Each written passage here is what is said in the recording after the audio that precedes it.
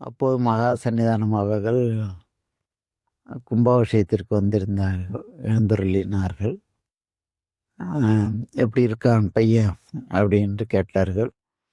"அ சாமி" அப்படின்னு அவர் காசிவாசி திருப்தியாக சொன்னார். ஆனால் மகா சந்நிதானம் அவர்களுக்கு ஏதோ ஒரு உள்ளுணர்வு. அப்புறம் அதுங்களோடனே அங்கே முன்பக்கம் ஒரு மேஜை இருக்கும். அது பக்கத்தில் அந்த நாற்காலியில் அவர்கள் உட்கார்ந்து கொண்டு பேசி கொண்டிருந்தார்கள். மேலே ஒரு ஃபேன் ஓடிட்டு இருந்தது. அந்த ஃபேன் வந்து ரொம்ப பழமையான ஃபேனு. வேகமாக சுத்தாது. அது வந்து 25 சன்னியானத்தில் அங்கே வந்து உட்காந்துருக்கும்போது அவர்கள் சொல்லுவார்களாம்,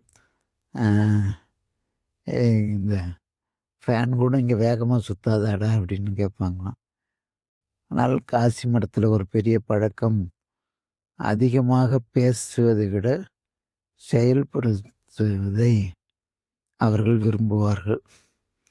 வித்தகம் பேச வேண்டாம், பணி செய்ய வேண்டும் என்பது பெரிய புராண வாக்கு. அதை அடிக்கடி அருணந்தி தம்பிரான் அவர்கள் அதை சொல்லுவார்களாம். அந்த வகையில் அதையும் நமக்கு சொல்வார்கள். ஒவ்வொரு நாளும் ஒவ்வொரு நிர்வாக பிரச்சனைகள். அப்புறம் கல்லூரியில்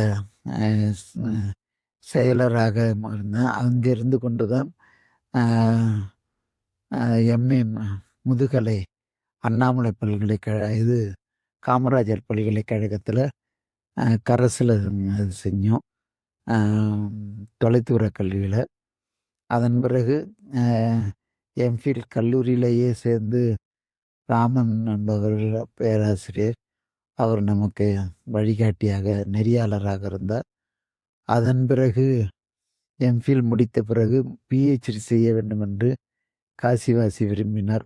முதலாவதாக ஆதீனங்களில் ஒரு தம்பிரான் பட்டதாரியாக வெளியில் வர வேண்டும் என்று அவர்களுடைய விருப்பம். அதை மகா சந்நிதானம் அவர்கள் சொன்னால், அதுக்குள்ளே மகா சந்நிதானத்துக்கு கொஞ்சம் உடல்நிலை ஒரு அறுவை சிகிச்சை செய்ய வேண்டியதாக இருந்தது. அந்த நேரத்தில் நமக்கு ஞான தீட்சை செய்வதற்காக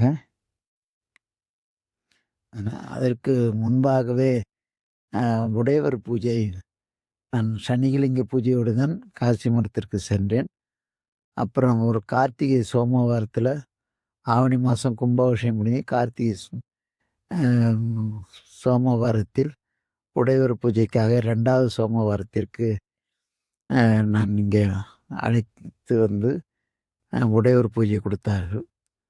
மாலையில் எப்போது மகா சன்னிதானம் திருக்கடவுர் சங்காபிஷேகத்துக்கு போவார்கள். நான் பூஜை வாங்கின உடனே உத்தரவு பெற்று நான் உத்தரவு வாங்கிக்கிறேன். காசிவாசி காசியில் இருக்க, நீங்கள் திருவாரூர் முசுகுந்தார்ச்சனைக்கு போகணும். அப்போ சன்னியானம் சொன்னால், இங்கே வரலையாடா அப்படின்னு, சங்காபிஷேகத்துக்கு அங்கே காசி மடத்து உபயம் அங்கே போகணும் அப்படின்னு சொன்னோன்னே, யாருக்கும் கிடைக்காது, உனக்கு கிடைச்சிருக்கு. இந்த பூஜையை கொண்டு போய் ஞானப்பிரகாசர் மடம் இருக்கு அங்கே, அவர் பூஜை பண்ணினது, அவருடைய சமாதி 2ம் ஒரே இடத்துல அங்கே ஓடிக்கிட்டே இருக்கு. நீ அங்கே கொண்டு போய் இதை வச்சுட்டு திரும்பி கொண்டாந்து தியாகராஜ சன்னதியில் அதை வச்சு அப்புறமா எடுத்துகிட்டு போகணும். யார் சொல்வா அப்படிலாம் ஒரு குருநாதன் வந்து தனக்கு கூட இந்த வாய்ப்பு கிடைக்கல, உனக்கு இந்த வாய்ப்பு கிடைச்சிருக்கு, நேராக ஞானப்பிரகாசன் கொடுத்ததாகவே அதை நினைக்கணும்னாங்க. ஏன்னா குருநாதன் வந்து தன்னுடைய குருநாதருக்கு எந்த அளவுக்கு குரு பக்தி அவங்களுக்கு இருந்ததுங்கிறதுக்கு இதுதான் மிகப்பெரிய சிறப்பு.